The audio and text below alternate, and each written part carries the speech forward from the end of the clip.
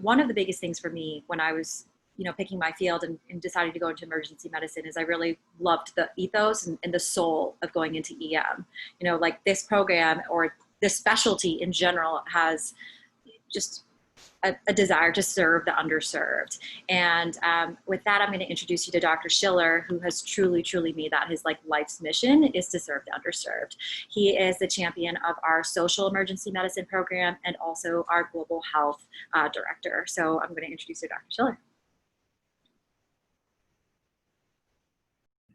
Hey guys, can you hear me? Yes? Okay. Welcome to, well, I shouldn't say welcome. I'm like the last person to talk. So I'm not going to talk very long because I know you guys have been sitting through more than an hour of us. And I'm sure there's only so much of us that you can take. A lot of the themes I was going to talk about, being the last person to talk has already been touched upon by Doctors Friedman, Strayer, Aguirre, Dr. Cueva, and others here. I think you're probably hearing motifs associated with our program.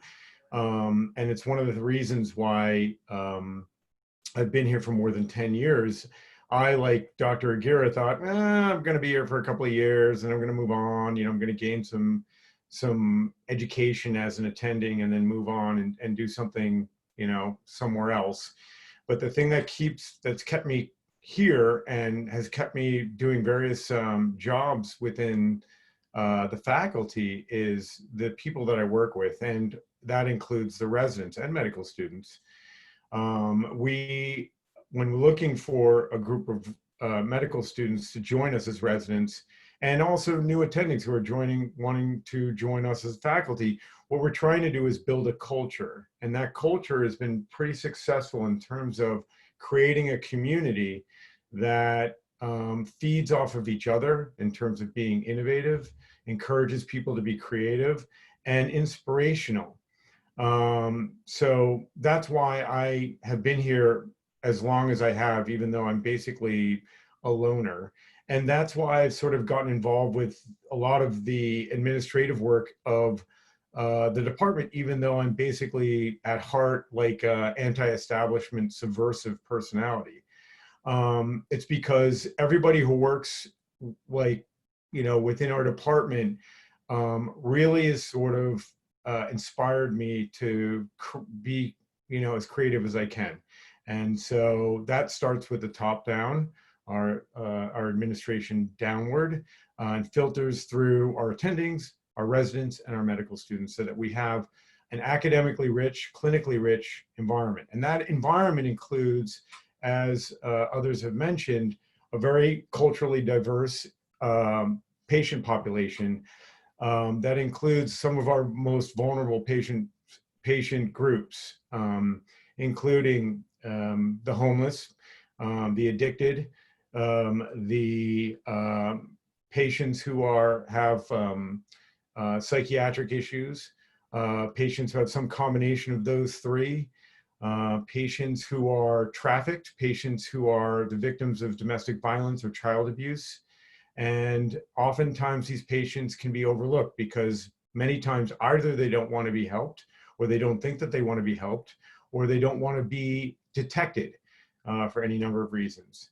And so over the number of years that I've been kind of managing disparate programs, it's coalesced over the last year into a social emergency medicine collection of programming that's been rewarding for me, and I think presents well the hospital to the surrounding communities, and most importantly is good for some of the most vulnerable patient populations that we see at Maimonides. And so the way I look at social emergency medicine is really a series of concentric circles, starting with our local communities, reaching out beyond that to cross interdisciplinary programming to kind of help, say, the homeless across New York City, and then wider to our state, implementing and kind of coordinating with New York ASAP, a wider statewide set of standards that can help people who are either have problems with access to health care or are otherwise vulnerable. And then nationwide with national initiatives through SAEM, and then ultimately globally, which is an extension of the same, basically the same components that are that comprise our regional initiatives to help those who are most vulnerable. And these happen to be beyond the United States borders.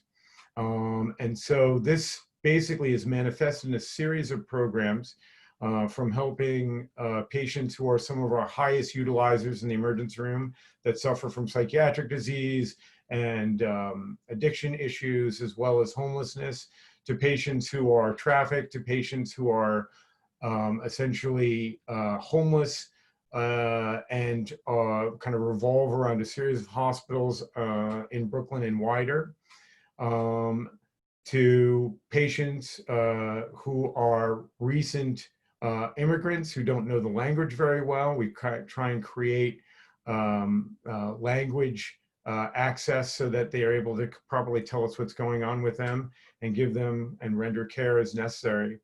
And we're also trying empower local populations through voter initiatives that we're starting now, as well as registration for the census. We have things on the forefront that will be incorporated and coalescing into an initiative for starting a free clinic, as well as educating our staff on assisting patients who are under arrest, and reaching out to diverse populations, underserved populations, to create access not only to healthcare, but also access to medical education. And so these are things that I think are on the forefront of many people's minds. Certainly nationwide, I think we are witnessing a convulsion and a challenge that brings people out for discourse and dialogue. And our program has really risen to answer the call to create a culture of inclusivity, fairness, and openness to the communities not only around Maimonides, but on wider circles. So I'll stop there. Thanks so much, Dr. Schiller. There's a question for you. Oh. From I'm going to say, I'm not sure how to say that, but Mr. or Dr. Ekpa. Ekpa? A better way to phrase it So his original question was, how receptive is the community to the treatment and outreach done by the hospital? Phrased differently, how does the community perceive the interventions that the hospital does? I imagine he's asking with regards to social outreach. I think that, well, first of all, it's variable. I mean, I think if you've been listening, I mean, there's such a diversity of communities around Maimonides. And so that's really one of the challenges. And actually, personally speaking, one of the fun things about doing this is that you have to kind of navigate the cultural waters for each community that you're addressing. But generally speaking, each community feels fortunate that they have a hospital that's reaching out to them to appeal to their cultural sensibilities to help people within that community who actually may be suffering. And just to address his question, we touched about this earlier, about what different patient groups that the hospital serves in terms of culture. And I apologize, I don't know if it's Mr.